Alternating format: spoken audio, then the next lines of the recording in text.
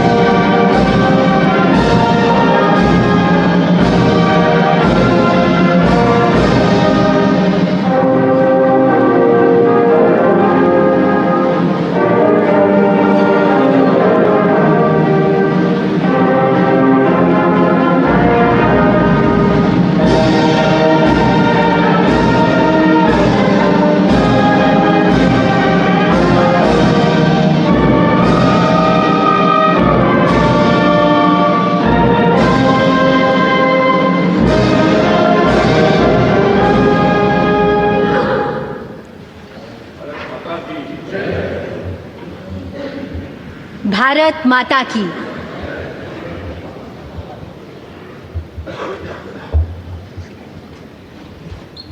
छब्बीस नवंबर 1949 ईस्वी मिति मार्गशीर्ष शुक्ल सप्तमी संवत 2006 विक्रमी को एतत् द्वारा संविधान को अंगीकृत, अधिनियमित और आत्मार्पित किया गया।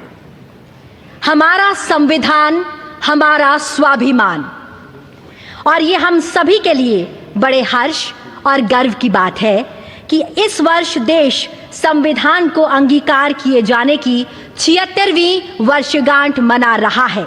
नमस्कार आप सभी का, आप सभी माननीय विशिष्ट जनों का इस ऐतिहासिक केंद्रीय कक्ष में हार्दिक स्वागत, अभिनंदन एवं आप सभी को शत शत वंदन।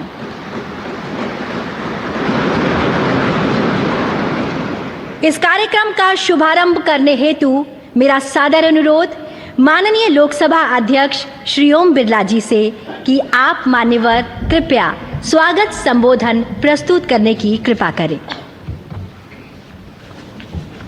संविधान दिवस के पावन अवसर पर सभी देशवासियों को हार्दिक बधाई, शुभकामनाएं।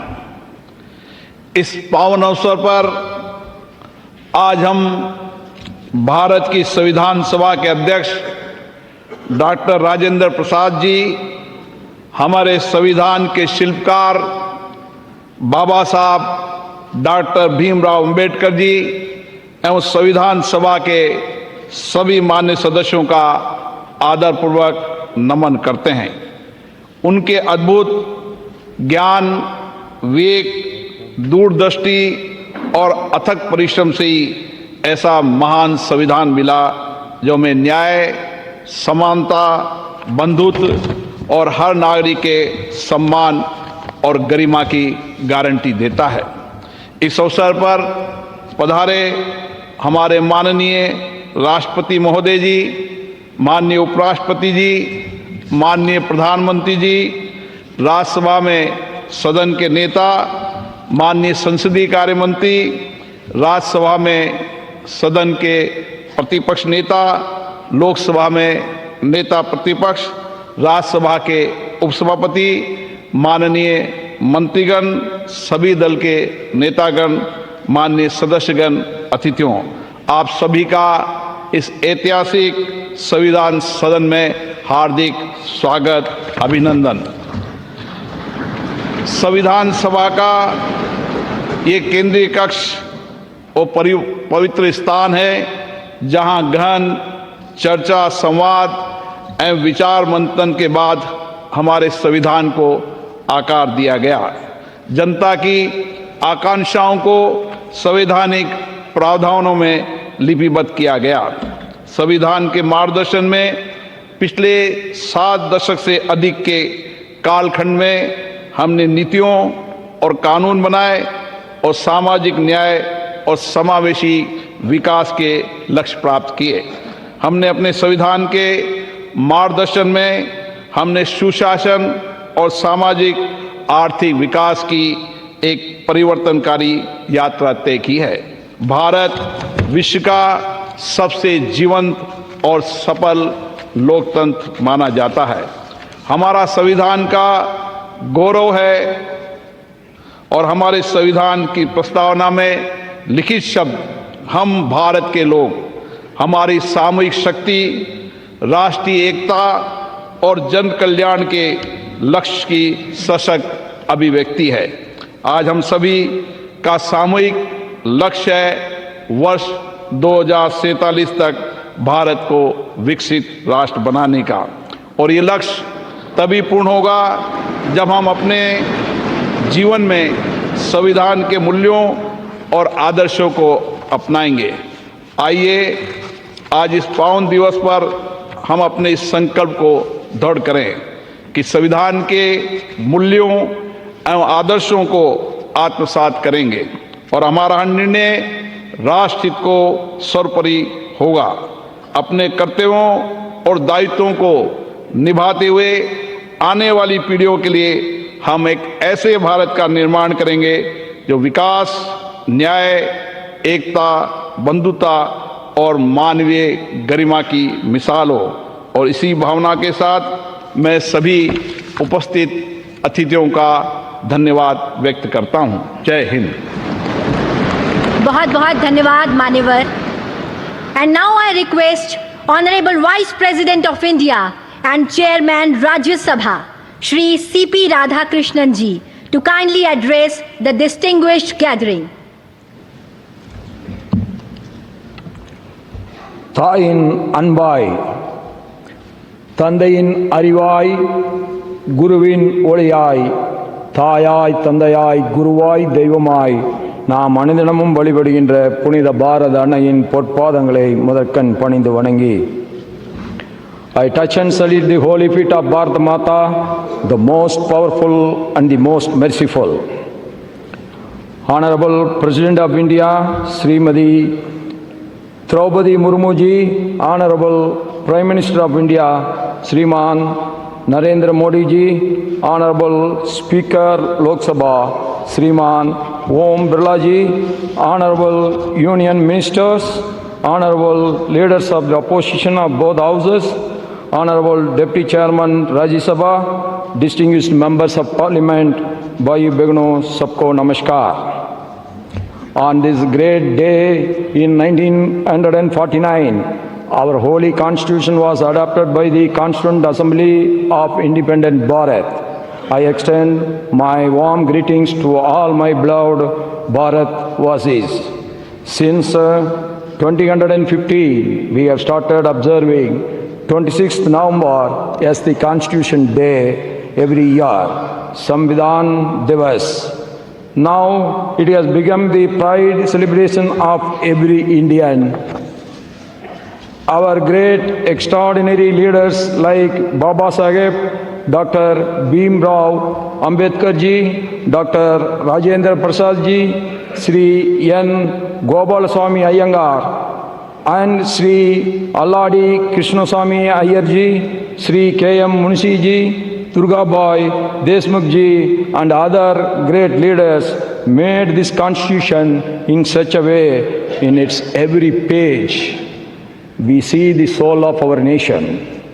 Our constitution was drafted, debated and adopted by our outstanding tall leaders of Mother Bharat in the Constituent Assembly.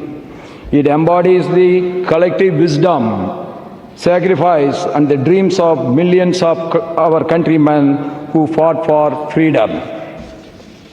The great scholars, drafting committee and the members of the Constituent Assembly gave insightful thoughts to fulfill the hopes and aspirations of crores and crores of Indians. Their selfless contribution make Bharat as the largest democracy in the world today. Our Constitution was born out of intellect and lived experience, sacrifices, hopes and aspirations. The soul of our Constitution has proved that Bharat is one and it will be one forever. In the recent years, by adopting pragmatic and saturation-first approach, we have been able to perform well on many development indicators. From nowhere, we are now the fourth largest economy of the world, and very soon we are going to be the third largest economy of the world. That is why the whole world is now looking at us. 25 crore brothers and sisters of India have been liberated from poverty in the last 10 years. This is a historical monument achievement never seen in the human history ever before. With the help of digital technologies, 100 crore people have been covered under various social security schemes. We have made the impossible possible. This year, we commemorated the 150th birth anniversaries of Sardar Vallabhbhai Patel ji, Bhagwan Birsa Munda ji, and also the 150th year celebrations of our patriotic national song, Vande Mataram. The pain and the sacrifice of our freedom fighters inspired us, and it will continue to inspire generations to come. The selfless struggle for independence fosters the spirit of patriotism, pride and loyalty in the young minds of India. The whole world is now celebrating democracy, but democracy is not a new concept to our Mother Bharat. History reveals that democracy has been existing in the places like Vaishali in the north, and the Chola rulers adopted Kudavolai in the south. That makes us proud to call Bharat as the mother of democracy. No democracy can survive without the consciousness contribution of the citizens. In our Mother Bharat, every citizen, whether he or she, rich or poor, always contribute to strengthen the democracy. During the elections held in Jammu and Kashmir in 2024, after abrogation of Article 370, the voter turnout in large number make the world to understand our faith in democracy again. In the recently held Bihar elections, voter turnout, particularly that of women in large numbers, has added another precious diamond in the crown of our Mother Bharat democracy. The contributions made by the women members of the Constituent Assembly was uncomparable. On behalf of all of us, I pay our tributes to the great contributions of the women leaders in the Constituent Assembly. I quote the famous speech of our great woman leader in the Constituent Assembly, Hansa Mehta ji. Quote, "We have asked for is social justice, economic justice and political justice," unquote. The Nari Shakti Vandan Adhiniyam enacted in 2023 is a befitting tribute to the contributions of the women members of the Constituent Assembly and the women of our motherland. This act will give equal opportunity to our mothers and sisters to come forward and contribute in the nation building to make India the superpower of the world. As the governor of states of Jharkhand, Maharashtra and Telangana, I had the privilege of interacting with the tribal communities. No one can forget the significant role and sacrifice of the tribal community and our tribal leaders in the freedom movement, yes, also in the Constituent Assembly. It is a matter of pride that since 2021, we have started to commemorate the Janjadiya Gaurav Divas, to remember the great sacrifice and recognize their struggles of our tribal leaders and community in the movement to liberate India from the colonial rule. Our Constitution reflects our strong commitments towards social justice and economic empowerment of scheduled caste, scheduled tribe, backward classes, and the other weaker sections of the society. We all are proud of our Constitution. Yes, it carries the inclusive spirit.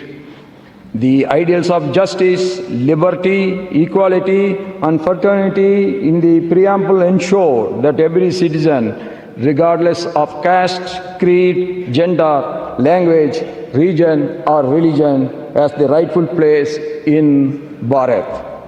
The members of the Constituent Assembly debated and discussed over a period of 2 years, 11 months, and 17 days with one common goal: to create a landmark constitution for our motherland. In the same spirit of our constitution makers, we all should now work together towards the goal of Viksit Bharat during this Amrit Kal. In the globally changing economic and socio-political scenario, we all must be ready for reforms in many spheres. Electoral reforms, social reforms, judicial reforms, and financial reforms are very, very important. One nation, one tax, GST has added to the prosperity of the people and also ease of doing business. One nation, one tax, GST paved the way for removing complicated multi-tax system and also in removing the checkposts all over the country overnight. This proved that the government had a lot of faith in common man. Similarly, our Jandan Aadhaar mobile JAM have added to ease of living for crores of our Indian citizens. Direct benefit transfer, DBT, has ensured that the benefits reach the last citizen living in the remote corner of the country directly. No one is in between the government and the beneficiary. We all must use this modern science and technology with a constructive mind to achieve the ambitious goal of Viksit Bharat. No country can be made great just like that without the contribution of the people. We all have to perform our respective roles with duty consciousness. As people's representatives, it is our prime duty, be in the parliament or in the state legislators or in the local bodies, to adopt dialogue, debate and discussion to serve the people's rightful aspirations. The greatest tribute to our magnificent Constitution on this day is to pledge ourselves to live up to the values of the Constitution. Jai Hind, long live Mother Bharat.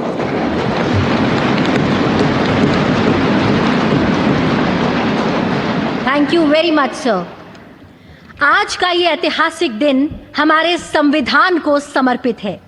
संविधान की स्वीकृति की 76वीं वर्षगांठ के शुभ अवसर पर हम मलयालम, मराठी, नेपाली, पंजाबी, बोडो, कश्मीरी, तेलुगु, उड़िया और असमिया इन 9 भाषाओं में भारत के संविधान के विमोचन के आज साक्षी होंगे। जी हाँ, इनमें बोडो और कश्मीरी का पहली बार संविधान में संस्करण होने जा रहा है और अन्य भाषाओं में कॉन्स्टिट्यूशन का अपडेटेड संस्करण शामिल है, जिसमें पंजाबी का संस्करण 50 साल के बाद हो रहा है। माननीय राष्ट्रपति जी, कृपया इनका लोकार्पण कर इस क्षण को इतिहास में स्वर्ण अक्षरों से अंकित करने की कृपा करें। भारत के संविधान का उसकी 8वीं अनुसूची में उल्लिखित 22 भाषाओं में से 9 भाषाओं असमिया, बोडो, कश्मीरी, मलयालम, मराठी, नेपाली, उड़िया, पंजाबी, तेलुगु का विमोचन किया जा रहा है, जिनमें बोडो और कश्मीरी नवीनतम प्रथम संस्करण है व अन्य भाषाओं में अद्यतन संस्करण है। हमारी ये 9 भाषाएं असम, केरल, महाराष्ट्र, सिक्किम,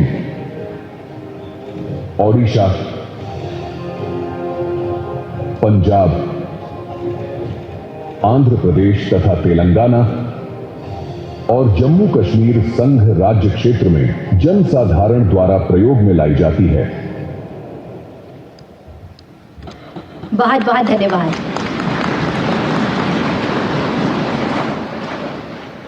संविधान में अंकित चित्रों से भारत का अंतर्मन झांकता है। संविधान में इन चित्रों को उकेरा शांति निकेतन के कला भवन के प्राचार्य एवं विख्यात चित्रकार नंदलाल बोस जी और उनकी टीम ने। इन्हीं की सुंदर झलक है पुस्तक भारतीय संविधान में कला और कैलीग्राफी। अब मेरा विनम्र अनुरोधन है आपसे माननीय राष्ट्रपति जी कि आप इस प्रकाशन का रिलीज करने की कृपा करें।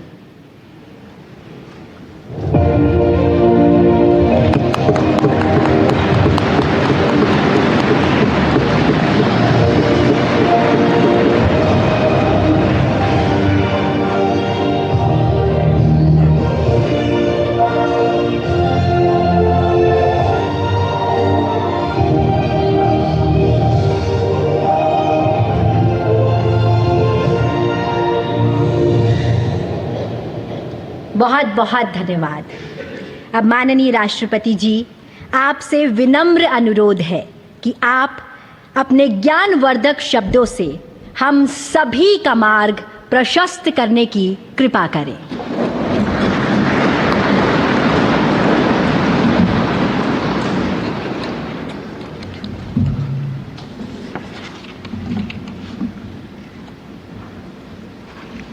उपराष्ट्रपति श्री सीपी राधाकृष्णन जी, प्रधानमंत्री श्री नरेंद्र मोदी जी, लोकसभा अध्यक्ष श्री ओम बिरला जी, राज्यसभा के उपसभापति श्री हरिवंश जी, राज्यसभा में सदन के नेता श्री जेपी नड्डा जी, राज्यसभा में विपक्ष के नेता श्री मल्लिकार्जुन खड़गे जी, संसदीय कार्य मंत्री श्री किरेन रिजिजू जी, लोकसभा में विपक्ष के नेता श्री राहुल गांधी जी, सभी सांसदगण और प्यारे देशवासियों, संविधान दिवस के ऐतिहासिक अवसर पर आप सबके बीच आकर मुझे हार्दिक प्रसन्नता हो रही है। आज ही के दिन 24 नवंबर 1949 को संविधान सदन के इसी केंद्रीय कक्ष में संविधान सभा के सदस्यों ने भारत के संविधान के निर्माण का कार्य संपन्न किया था। आज ही के दिन उस वर्ष हम भारत के लोगों ने अपने संविधान को अपनाया था। स्वाधीनता के बाद संविधान सभा ने भारत की अंतरिम संसद के रूप में भी कर्तव्य निर्वहन किया। प्रारूप समिति के अध्यक्ष बाबा साहेब डॉक्टर भीमराव अंबेडकर हमारे संविधान के प्रमुख निर्माताओं में से थे। बाबा साहेब की 125वीं जयंती के वर्ष में यानी सन 2015 में 24 नवंबर को प्रतिवर्ष संविधान दिवस के रूप में मनाने का निर्णय लिया गया और निर्णय अत्यंत सार्थक सिद्ध हुआ है। आज के दिन पूरा देश भारतीय लोकतंत्र के आधार हमारे संविधान के प्रति तथा उसके निर्माताओं के प्रति आदर व्यक्त करता है। हम भारत के लोग अपने संविधान के प्रति व्यक्तिगत और सामूहिक स्तर पर आस्था व्यक्त करते हैं। अनेक योजनाओं के माध्यम से देशवासियों को, विशेषकर युवा वर्गों को संवैधानिक आदर्शों से अवगत कराया जाता है। संविधान दिवस से मनाने की परंपरा का शुभारंभ करने और उसे निरंतरता प्रदान करने की जितना भी प्रशंसा की जाए और कम। माननीय सदस्यों, संसदगण संसदीय प्रणाली को अपनाने के पक्ष में संविधान सभा में जो ठोस तर्क दिए गए थे वो आज भी प्रासंगिक है। विश्व के विशालतम लोकतंत्रों में जन आकांक्षाओं को अभिव्यक्त करने वाली भारतीय संसद विश्व के अनेक लोकतंत्र के लिए आज एक उदाहरण के रूप में प्रतिष्ठित है। हमारे संविधान निर्माता चाहते थे कि संविधान के माध्यम से हमारा सामूहिक और व्यक्तिगत स्वाभिमान सुनिश्चित रहे। मुझे ये कहते हुए बहुत प्रसन्नता होती है कि बीते दशक में हमारे संसद ने जन आकांक्षाओं को अभिव्यक्त करने के अत्यंत प्रभावी उदाहरण प्रस्तुत किया है। संविधान निर्माताओं की अपेक्षाओं पर खरा उतरने के लिए मैं आप सभी सांसदों को बहुत बहुत बधाई देती हूँ। साथ ही कृतज्ञ राष्ट्र की ओर से मैं संविधान सभा के परम सम्मानीय सदस्यों की स्मृति में सादर नमन करती हूँ। हमारे संविधान की अंतरात्मा जिन आदर्शों में अभिव्यक्त होती है वो आदर्श है सामाजिक, आर्थिक एवं राजनैतिक न्याय, स्वतंत्रता, समता और बंधुता।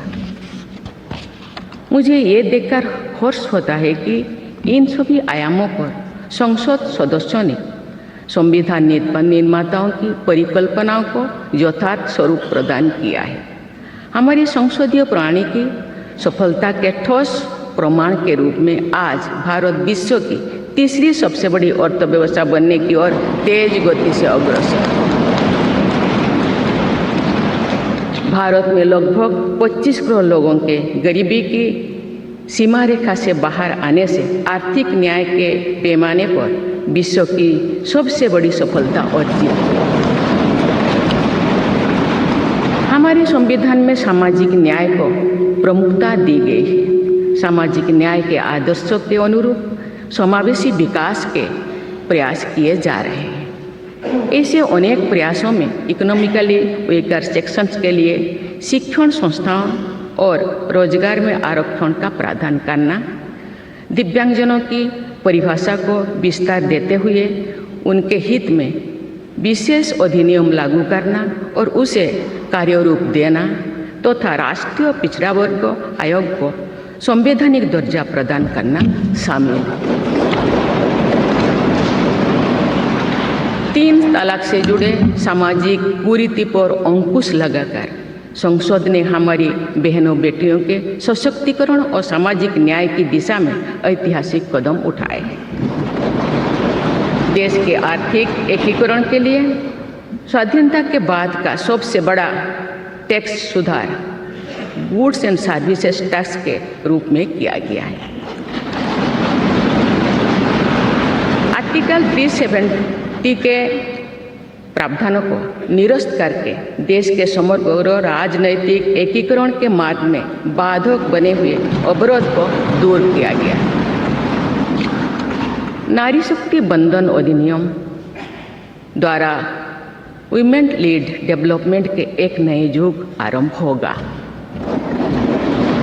नारी शक्ति अर्थात मातृशक्ति के बंधन का हमारे संस्कृति में अत्यंत महत्वपूर्ण स्थान रहा है। इस वर्ष 7 नवंबर से हमारा राष्ट्रगीत वंदे मातरम की रचना के 150 वर्षों पूरी होने के उपलक्ष्य में देशव्यापी स्मरण उत्सव मनाया जा रहा है।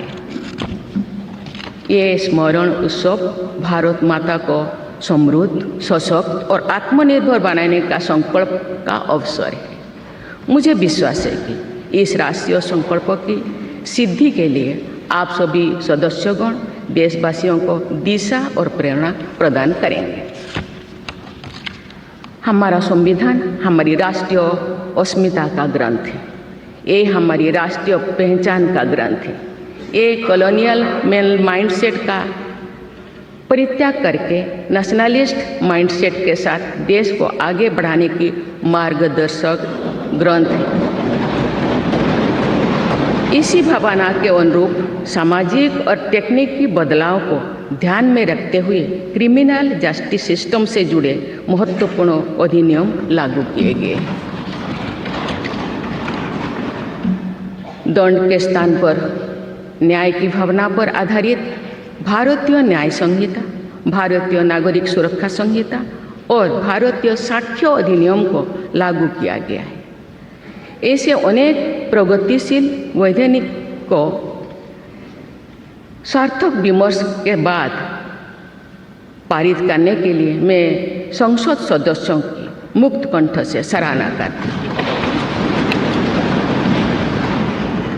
संविधान संशोधन के प्रावधानों के महत्व पर चर्चा करते हुए इस बात को रेखांकित किया गया था कि संविधान में ही ऐसी व्यवस्था होनी चाहिए जिसके बल पर भावी पीढ़ियां आवश्यक अनुसार समयानुकूल संशोधन कर सकें।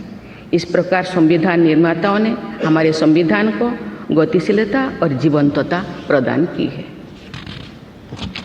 माननीय सांसदगण, हमारे संविधान निर्माताओं ने भारत के लोकतंत्र को संवैधानिक आधार प्रदान करने के साथ साथ हमारी राष्ट्रीय एकता का ताना बाना भी बुना।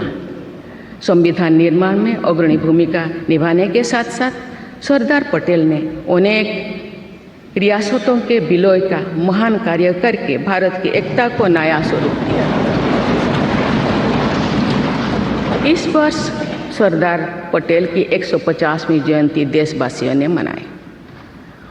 उनकी 150वीं जयंती के उपलक्ष्य में पिछले वर्ष से आगामी वर्ष तक चलने वाले कार्यक्रम के माध्यम से देशवासी राष्ट्रीय एकता तथा गौरव की आदर्श से जुड़ेंगे। हमारी संसद हमारे राष्ट्र का प्रतिबिंब है। लौह पुरुष सरदार वल्लभ भाई पटेल के आदर्शों को प्रसारित करने तथा कार्यरूप देने में आप सबका योगदान महत्वपूर्ण है। जौन अभिव्यक्ति को परिलक्षित करने वाली हमारे संसदीय प्रणाली विभिन्न आयामों पर और अधिक मजबूत होती गई है। वयस्क मताधिकार का प्रावधान करके हमारे संविधान द्वारा जनता के विवेक पर जो आस्था व्यक्त की गई है, उसकी सफलता की विश्व के अन्य अनेक देशों में सराहना की जाती है। पिछले कुछ वर्षों के दौरान महिला मतदाताओं द्वारा बढ़ चढ़कर मतदान करना हमारी लोकतांत्रिक चेतना को विशेष सामाजिक अभिव्यक्ति देता है। महिला, युवा, गरीब, किसान, अनुसूचित जाति और जनजाति समुदाय के हमारे देशवासी, मिडिल क्लास तथा न्यू मिडिल क्लास के लोग हमारी लोकतांत्रिक प्रणाली को पंचायत से संसद तक मजबूती से दे रहे हैं। हमारी समावेशी लोकतंत्र में जन जन की भागीदारी को प्रोत्साहित किया जा रहा है। धरती आबा भगवान बिरसा मुंडा की जयंती के दिन जनजातीय गौरव दिवस मनाने की परंपरा शुरू की गई है और उसे बहुआयामी विस्तार दिया जा रहा है। भगवान बिरसा मुंडा की 150वीं जयंती से जुड़े समारोह देश भर में वर्षों पर्यंत आयोजित हुई। विरासत और विकास को जोड़ने वाली जनजातीय परंपराओं का संरक्षण और संवर्धन किया जा रहा है। संवैधानिक आदर्शों में निहित सर्वसमावेशी दृष्टि हमारी शासन व्यवस्था को दिशा प्रदान करती है। हमारे संविधान में निहित नीति निर्देशक तत्व हमारी शासन व्यवस्था के लिए मार्गदर्शन प्रदान करते हैं। संविधान सभा के अध्यक्ष डॉक्टर राजेंद्र प्रसाद ने कहा था कि जो स्वाधीनता हमने प्राप्त की है उसकी रक्षा करना और उसको बनाए रखना तथा जनसाधारण के लिए उसको उपयोगी बनाना उन पर निर्भर करता है जो इस संविधान का क्रियान्वयन करेंगे। ये प्रसन्नता का बात है कि हमारी संसद ने डॉक्टर राजेंद्र प्रसाद जी के अपेक्षा के अनुरूप राष्ट्रहित में कार्य किया है तथा जन सामान्यों के जीवन को बेहतर बनाने के लिए निरंतर प्रयास किए हैं। अंत्योदय की इसी दृष्टि के साथ आधुनिक विकास का समन्वय करके भारत विश्व समुदाय के सम्मुख विकास का एक नया मॉडल प्रस्तुत कर रहा है। विश्व स्तरीय इंफ्रास्ट्रक्चर के विकास से लेकर जन कल्याण की सुविधाओं को 100% लाभार्थियों तक पहुंचाने के प्रयास हमारी राष्ट्रीय प्रगति को अतुलनीय विस्तार देते हैं। संवैधानिक व्यवस्था के अनुसार आगे बढ़ते हुए हमारे देश की कार्यपालिका, विधायिका और न्यायपालिका ने देश के विकास और देशवासियों के जीवन को संबल प्रदान किया है। संसद के दोनों सदनों के सदस्यों ने हमारे देश को आगे बढ़ाने के साथ साथ गहन राजनीतिक चिंतन की स्वस्थ परंपरा विकसित की है। आने वाली कालखंड में जो विभिन्न लोकतंत्रों और संविधानों का तुलनात्मक अध्ययन किया जाएगा तो भारतीय लोकतंत्र और संविधान का विवरण स्वर्णाक्षर में किया जाएगा। आप सभी सदस्यगण हमारे संविधान और लोकतंत्र की इस गौरवशाली परंपरा के संभावक भी है, निर्माता भी है और साक्षी भी है। मुझे विश्वास है कि हमारी संसद के दिशा निर्देश में भारत को विकसित राष्ट्र बनाने के संकल्प को अवश्य सिद्ध किया जाएगा। इसी दृढ़ विश्वास के साथ मैं सभी माननीय सदस्यों को संविधान दिवस की पुनः बधाई देती हूँ और सभी देशवासियों की स्वर्णिम भविष्य की कामना करती हूँ। धन्यवाद। जय हिंद, जय भारत।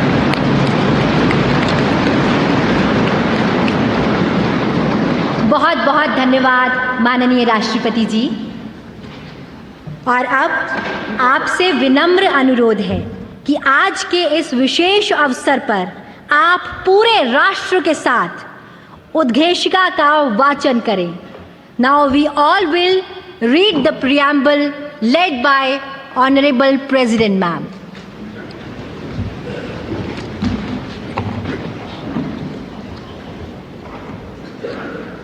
हम भारत के लोग भारत को एक संपूर्ण प्रभुत्व संपन्न सामाजिक पंथनिरपेक्ष लोकतंत्रात्मक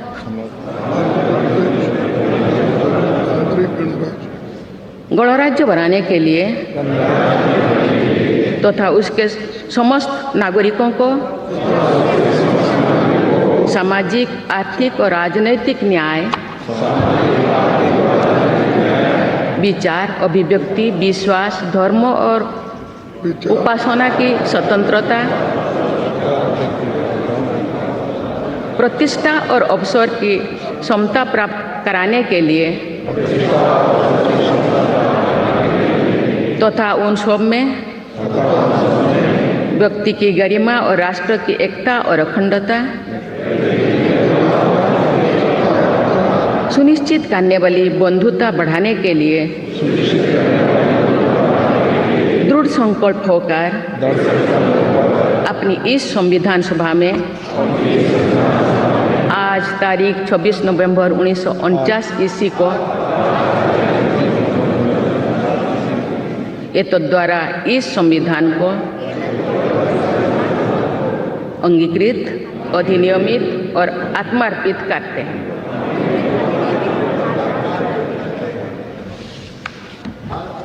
भारत माता की और अब राष्ट्रगान का सम्मान।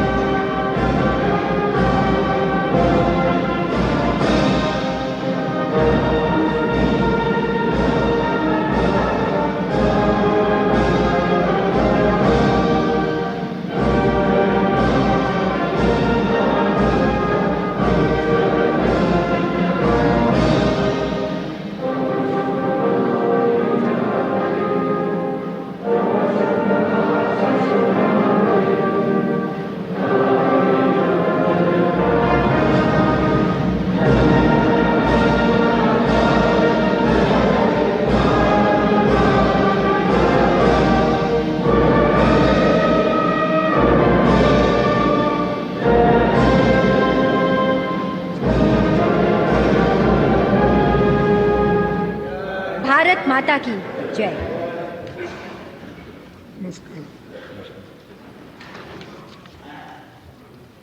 Draupadi Murmu leading celebrations to mark India's 76th Constitution Day at the Samvidhan Sadan inside the historic Central Hall, lauding the vision of Dr. B.R. Ambedkar. She is being seen off now by the Vice President, the Prime Minister, the Speaker of the Lok Sabha, the Minister of Parliamentary Affairs, the Secretary General of the Lok Sabha and the Secretary General of the Rajya Sabha. Aishwarya Jain is joining me live. Aishwarya, very quickly, let's go through what the President of India has just said in her speech. She's also gone on to say that it is because of the power of the Constitution of India that we have moved away from a colonial mindset to a nationalist mindset.